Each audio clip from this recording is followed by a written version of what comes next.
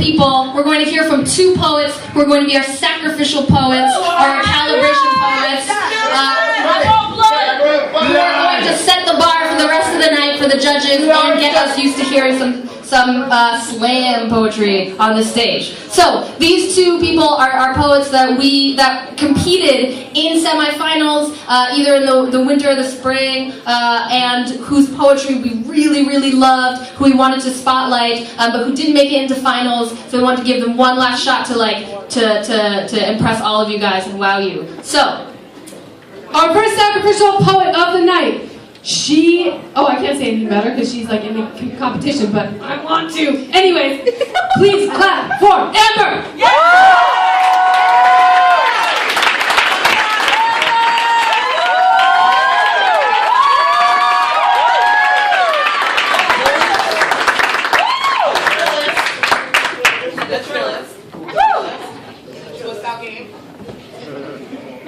Two trill.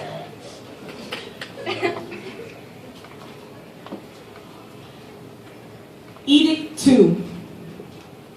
Every slave caught speaking his native tongue shall be severely punished. When necessary, removal of the tongue is recommended. Upon its removal, the organ should be hung on high in a central place for all to see and tremble.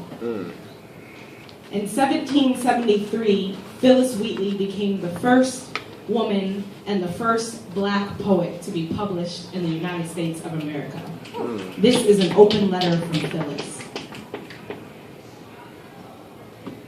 When your skin is soot, it is illegal to have your mother tongue. It is to be cut clean from your throat, hung like strange fruit for the rest of your body to see and shake. Only something human can speak its own language, and everyone knows an African woman is 2 times a dog. My first word was thrown overboard in the bloodwaters of the triangle trade. When you are tar, skin, grease, smut, you learn to speak the whip's tongue. Learn the switch flick of white wrist. This is the stutter of midnight steps. The shriek lodged in the corner of your mistress' mouth. The growl of his lust. Learn to swallow your thoughts like they were the shit you laid in on that boat. They named me Phyllis after that ship.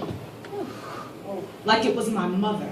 Like she held me 9 months in her hull, birthed me black, age 7 on the auction block. My first word was thrown overboard in the bloodwaters of the triangle trade, so I'm still gargling like the stomach of the ocean. Excuse my lack of the language. When you are obsidian skin, it is illegal to have your mother tongue. English is the white man's tongue. Pink and flesh all choked in my cheek gave me words to praise a blue-eyed God, to beg his forgiveness, but never to speak my existence. Don't say that you published my story.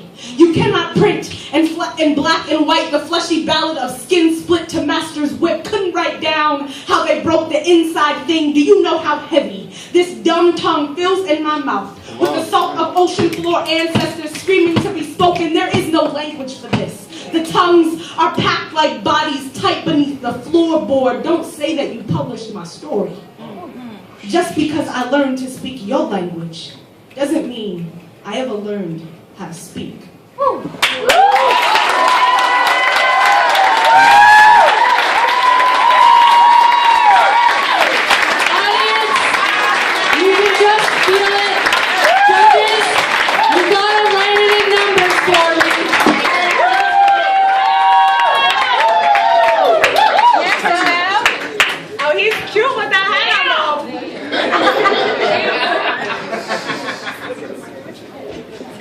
Houdini! Speaks on performance. Have these rumors become real? Are these people even listening? Why am I even up here? Tell me Houdini is more than just a name. Tell me I've meant more than just my name. Everyone is telling stories. Everyone in this room is just bait on a line. We're all just chattering monkeys, begging for reasons to exist, scaling the highest fences. I must smell like vomit. I must smell like keys smell like vomit. I'm not prepared to die. I don't know how many times I've fallen over Some tell me that my mouth means more than truth or dares, and spit, my spit means more than magic, my spit means more than words. The biggest boy in the room has got to be one of us. It's all just a competition. It's finding ways to catch your eye. Everyone's watching. They're all missing the joke, how fickle the eyes be, they are screaming. How real is everything I'm saying? How much magic is involved? I'm the largest fish, flailing in the tank, just hanging. Because I'm just hanging here. Because I'm just finding a struggle of dislocated arms. I must be solitude, a straitjacket, a locked and bolted safe, these keys vomit. My whole life is flashing right outside the warped view of this tank. My fingers are bullets, stuck in fits of shivering. Every person in this crowd has my mother's face. Where does every act start flowing into one another? Where do people begin to forget your name? This is not about my appendix exploding under my skin. This is about never breathing again. Where do keys become magic? It's all magic. It's all lies, so many lies. So watch me. Escape.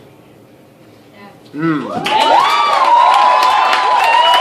the Poetry Slam. Clap now for Steve.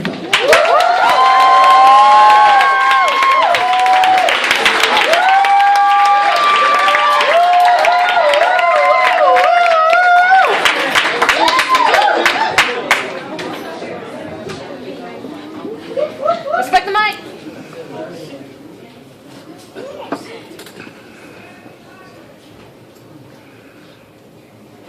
America, home of the brave, land for the free. Where diversity is key, everyone is accepted. Feel free to believe in what you want to and you will not be judged. This is a melting pot. We are built on liberty and justice for all. Justice for all. So let's get them. Persecute them, be suspicious, they can't be trusted. Look at their beard, their turban, they must be Muslim. Are they Al-Qaeda or Taliban? Get them, call the cops, for they are the reasons why so many true Americans shed blood. We must bring them to justice, it's the American way. We do not judge those who are different, or group people together, or hold the many accountable for the few. But we must with you, because you look like dumb. The people responsible for our grief, so get them. Let's go to war, fight violence with violence. Who cares what the innocent suffers, for they are responsible for the actions of the few. Justice for all. Let's spread democracy. It's the American way. More countries should be like us, where you have the right to pray and the right to bear arms and use them. But be careful about sending warning shots if a burglar enters your home. But feel free to use it without conviction if you want to stand your ground and you're happy to see a stranger walk down your street. And of course, you have the right to free speech, but be careful what you say, because you may be deemed unpatriotic and put on a list in which your rights to privacy is now and void. Be careful what gender you are, because you watch your dreams through a glass ceiling.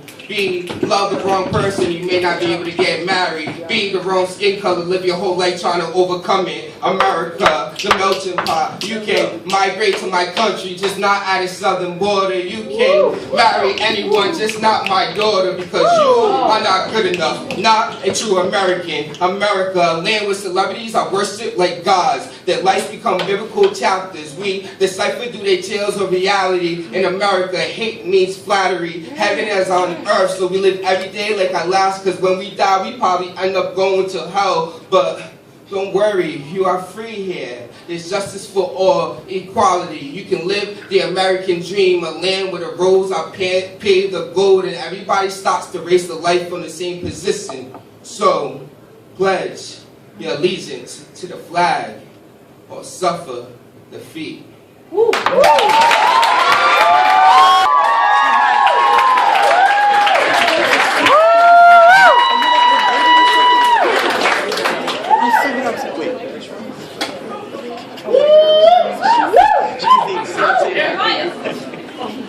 The geography of a coffee shop, according to the location of each individual speaker.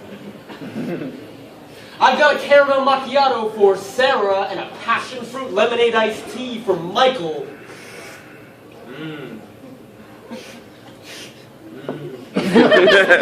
Look, I feel like we need to talk. It's like every time I'm around you, you're so distracted. You're somewhere else. I can't just have an honest conversation. Art is inherently political. The social consciousness that produces it makes it so that it's an imperative to address the fundamental issue. I mean, I'm not so sure. I think it must be a kind of play, a kind of game, a kind of fooling around with language, so to speak, and furthermore,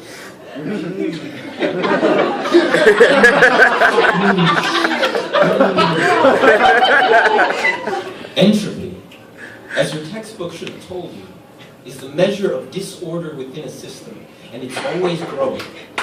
The less structured forms, like heat or light, will eventually replace all the matter in the universe, and when that happens, I've got a cream cheese bagel for John, and an English breakfast tea for Micah. Micah. Please, I want you to be here with me. I want you to be able to talk and not have so many things get in the way. I don't understand. Can we go outside? With all these voices, it's hard to hear myself think, and I just... But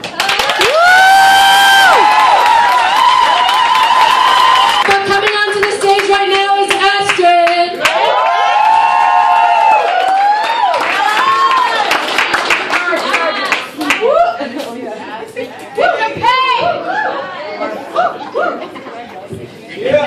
Whoa, that pencil skirt. I know, right? Dress to win poetry slam.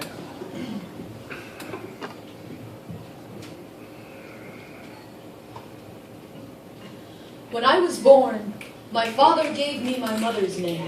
Heavy at first as if each letter were hewn from mountain rock. It was an odd thing of odd sound my peers thought fun to poke and prod. They didn't realize, they didn't know. The Vikings handed down names like heirlooms, syllables bequeathed like amulets carrying the attributes of ancestors. It was hoped a child would absorb the meaning those words represented. Arvid, steadfast, noble eagle, Gunhild, a long battle cry, war. These names have a place. Speak them and taste the sea salt, the rocky earth, the metallic tang of stolen gold. My mother's given name is Astrid Signy. My mother's given name is Astrid, beautiful God, divine strength, Signy, new victory. In Sweden, the shores are wildernesses of crags. Stone slabs chomp on lapping waters like jagged teeth. The forests are quiet and watchful, their tangled feet covered in layers of moss. Strawberries are tiny and sweet, and sunlight is a rare and blessed thing. She grew there with a sister and a brother. The language they spoke whispers still. I see her looking for that place sometimes, out the window, when crocuses are just beginning to bloom. My mother's name is Beautiful God. My mother's name is Divine Strength. In Swedish, the word for mother is mor, another name that translates to a child's reaching hands, a second helping, a yearning so powerful it demands a portion of the body to be sacrificed.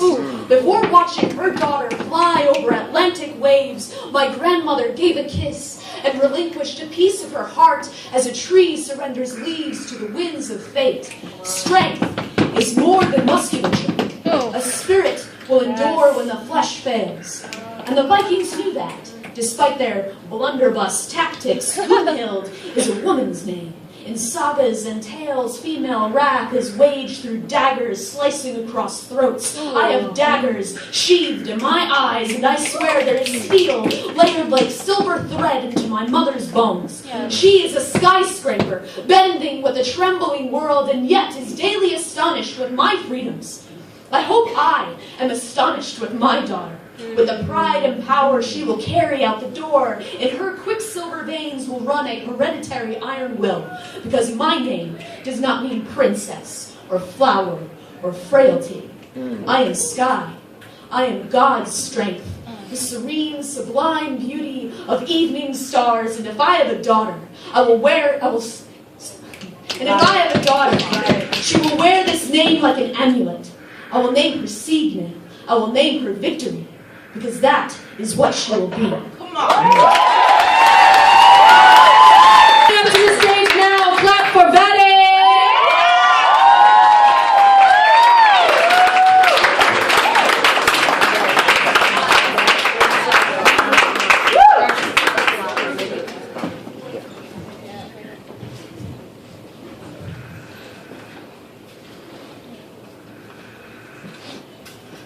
Focus on a nigga's poem.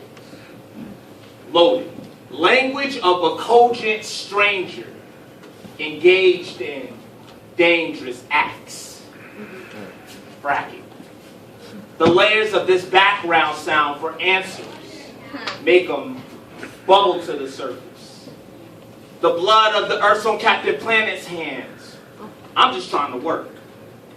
No time for words, have to steal it from my sleep pattern. Middle of the so-called night, writing by the light of a lantern. Cause the paradigm shifted.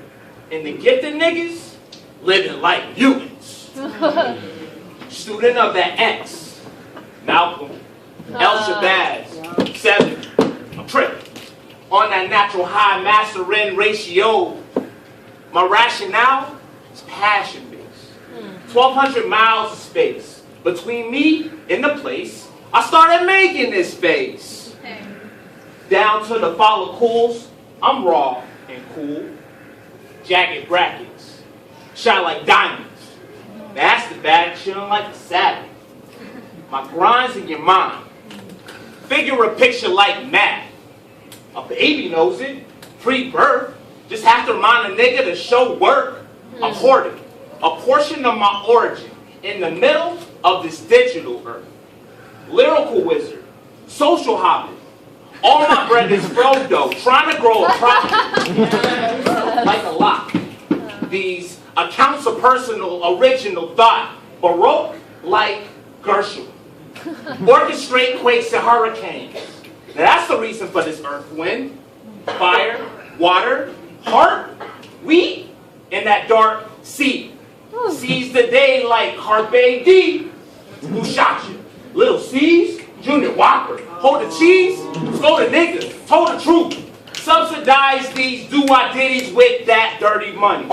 Then flood the market with that brouhaha. That nigga think he funny. No. Just another Larry is high on that Mary Miss, 3 generations of punishment. Now, we live in Gangnam style. Turn my haters to curmudgeons. Bludgeon. A subject with that pure ugly, clear data. We're merely atoms, formed in obscure fashion, mashing on your eardrum, taste the flavor of the 808, crave another miracle.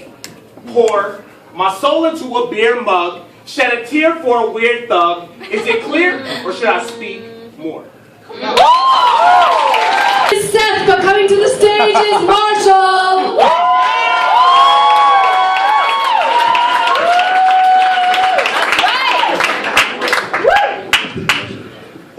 ATL. Java.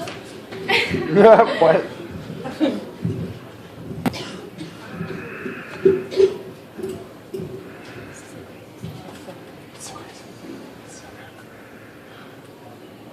For my white coworkers, I am not your black friend. I will not make you feel better about slavery or racism or the prison industrial complex. Please do not ask me to. I do not need to hear your opinions on the George Zimmerman trial. I am neither your absolution nor your validation. I am not an ice sculptor whose inconvenient parts can be chiseled away. You are racist. So punched in your own defense, so rotten without smelling it. Do not tell me what comfort I should feel. Your forked tongue crafts homilies for my oppression. You cannot decide what should and should not offend me, having never learned to be unsafe, having never tap danced the rhythm of police gunshots. Can you even imagine seeing your family as ghosts already? Your eyes betray you whenever I speak of where I have been. I am alien, different, a spice trader who crossed an ocean vast like the Middle Passage to be here. You do not think that I belong, whether you recognize it or not. You imagine me floral patterned, finishing, such a clever keepsake, so unused to seeing me well lit and unmasked. These fluorescent lights hum your national anthem, not mine, belonging never won you any prizes, but my skin has always been bilingual. Its first words were never enough. By the time it learned to pronounce deserving, its accent was so thick that it was mistaken for assimilation. There was no peril in a thing tamed. No true wrenching of the gut watching a panther claw its fence. This is the perverse secret in the belly of every zookeeper's desk, and in mine. I wonder every day if I have been tamed. If the points of my shirt collar are the pulled fangs of a cobra, if silence is a sinister disguise playing pianissimo across my vocal cords, if I am a horror movie, a dangerous contingency lumbering behind a wall of glass, I wonder if you are feeling the pangs of a crab outgrowing its shell or just tossing in your sleep, if I am a threat, the fraying edges of a tearing cloth or just the last drip of wax before the candle dies silent. I long for empathy in your nail file eyes, but I do not expect it there anymore. Ours is not a story of reconciliation, but of tragedy. For now, I will continue struggling to lift this sunken barge in the hopes that one day again, I might see it float.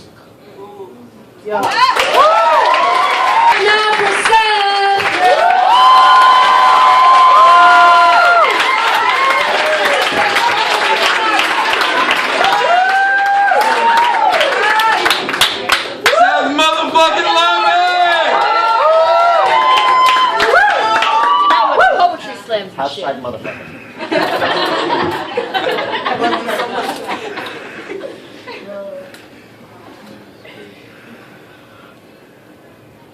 On April 25th, 2014, TMZ released an audio recording of a conversation between the owner of the Los Angeles Clippers, Donald Sterling, and his girlfriend.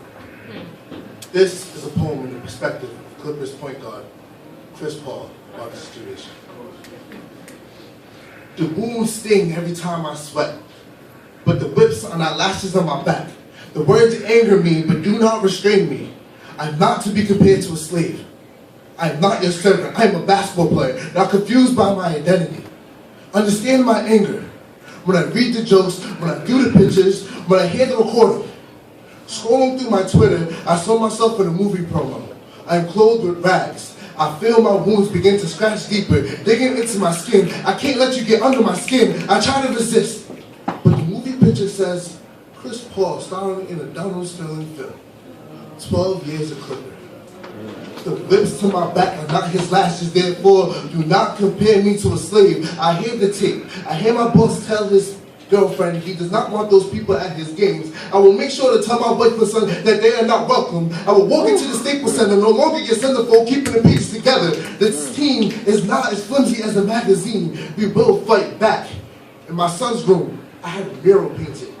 A courtside hoop with fans around it. The backboard glass is his TV.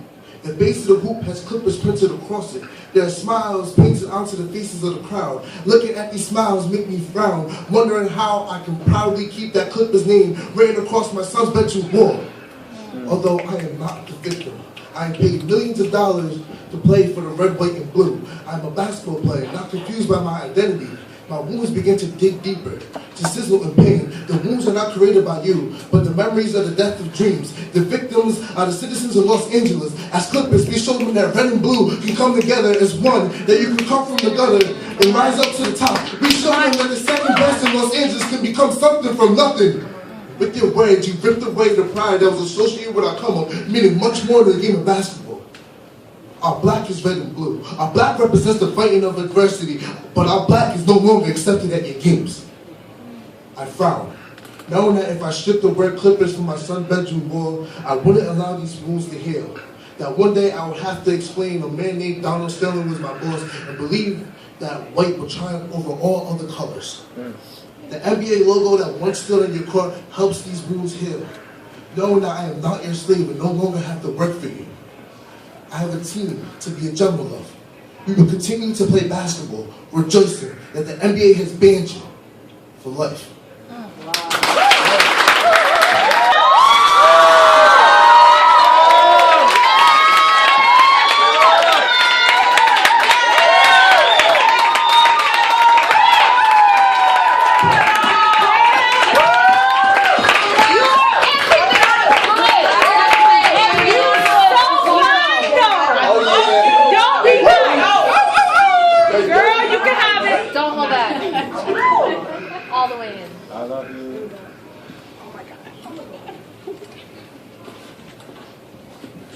Feel how the air hangs heavy.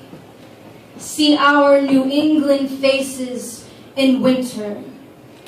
Two birds whisper songs to each other, but even they keep their distance in winter. We tip our faces down. I don't care what your name is. When my hands are purple, we hate change. In winter, we hate each other. Don't fucking talk to me, please. Walk, get the fuck out of my way. We are cold.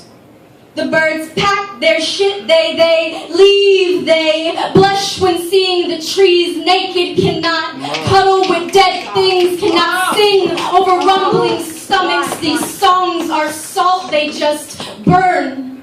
Try to grip on as I pass by.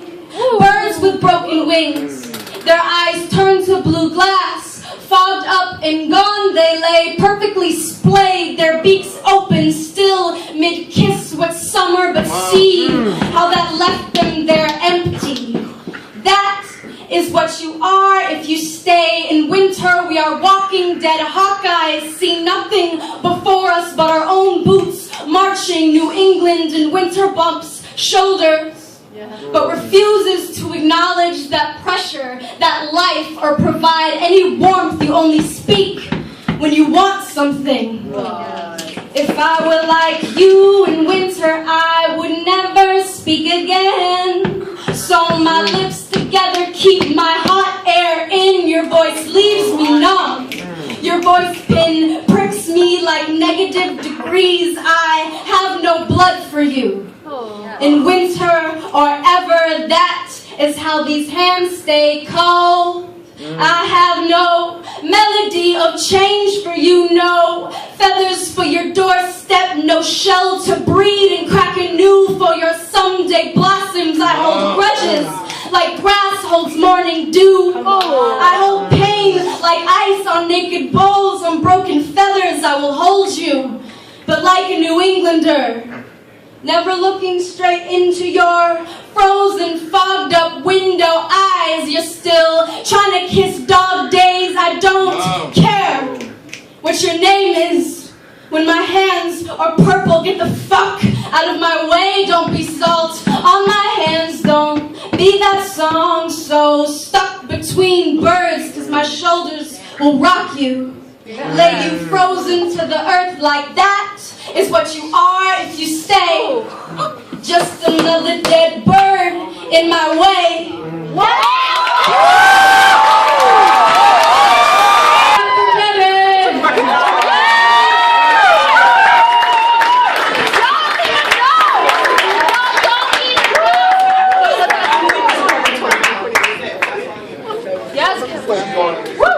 Legend!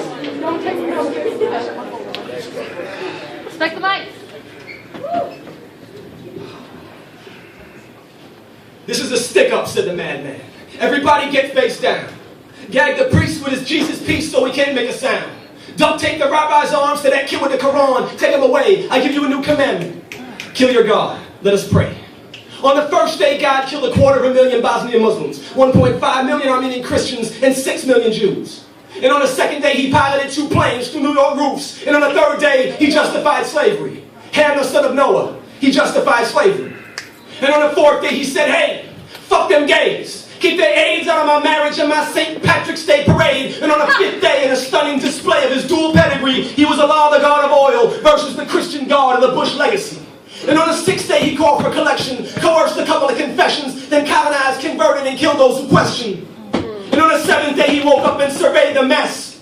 And that lazy-ass God had the nerve to rest. God is convenient. God is good long as you don't ask what's in him. God is a cop-out. God is irresponsible. God is fast food. God is the gap filler when science won't deliver. When trying for something bigger seems too hard to do. You dress them up in different clothes, give them different names and preach. God is a Cabbage Patch doll with Mitt Romney tattooed on his ass cheek. God is Britney Spears. God is broken. God don't work. God is pretending. Imaginary friend. Guns don't kill people. God does. God hurts. That's enough, said the old woman. You are a young white male. Your wedding band screams straight. Fully able middle class, born in the United States. You would not know injustice if it spit in your face. So you do not know me, and you do not know faith. Little boys minus fathers, little girls divide thighs, babies multiply and die with tattooed tears in their eyes. I ain't said shit about your life. Who gives you the right to judge mine when the only choice I ever had was to find God or lose my mind? If you were Palestinian and your home was bombed into oblivion and you lost 2 sons in 1 millennium, you might find God. If you were a Christian in Darfur who lost 2 arms in 1 war, who saw them chopped and dropped to the floor, you might find God. If you were not a citizen and your kid needed medicine, but your government wasn't listening, you might find God. If you were a young father with dark skin, tell his little man every now and then why the president did, but good schools still didn't look like him, you might find God. Let me explain to the man. See, preachers are all the same. They ingrain strange saints to sustain you. All poets want his fame, and so vain they complain to entertain you. But prophets are unrestrained. They make plain what pains you. They're slain because they don't refrain from saying things that change you. If the 20th century has taught us anything, it's that God can't be trusted, or that we can't be trusted with God. The Most High has stolen more lives than McDonald's said supersized freedom fries. No, we are not ready for God. Faith is not believing in something perfect. It's believing in something flawed, something that can let you down and believing that it won't. It's believing in each other so hard that we become God and understanding what happens when we don't.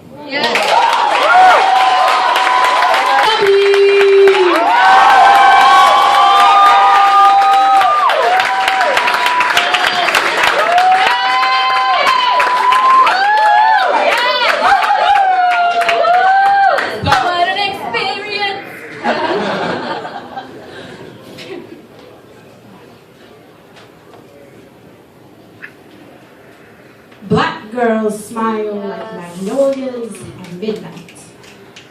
Can you see them?